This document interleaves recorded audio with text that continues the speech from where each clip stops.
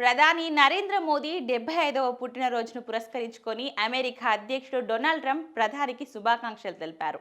తన మిత్రుడు Trump phone చేశారని ప్రధాని మోదీ ఎక్స్ వేదికగా బుధవారం పోస్ట్ చేశారు. ట్రంప్ తన ట్రూత్ సోషల్ ప్లాట్ఫామ్లో పోస్ట్ చేసిన ప్రకారం, నా స్నేహితుడు ప్రధాని నరేంద్ర మోదీతో అద్భుతమైన ఫోన్ కాల్ జరిగింది. నేను వారికి హ్యాపీ బర్త్డే విషెస్ చెప్పాను. వారు గొప్ప పని చేస్తున్నారు. నరేంద్ర మోదీ రష్యా ఉక్రెయిన్ యుద్ధాన్ని ముగించడంలో మీ మద్దతుకు ధన్యవాదాలు అని ట్రంప్ పేర్కొన్నారు.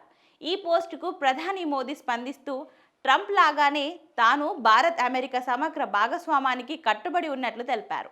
ప్రపంచ భాగస్వామ్యాన్ని కొత్త శిఖరాలకు తీసుకెళ్లడానికి కృషి చేస్తున్నట్లు పేర్కొన్నారు.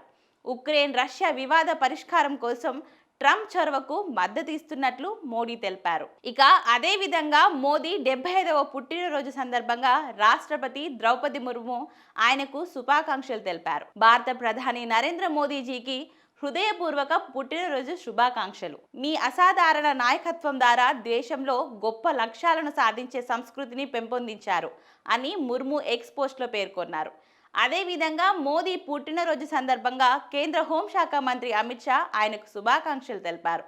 మోదీ త్యాగం అంకిత భావానికి చిహ్నమని, కోట్లాది మంది దేశ ప్రజలకు ప్రేరణగా నిలుస్తారని అమిత్ షా ఎక్స్లో పోస్ట్ రాసుకొచ్చారు.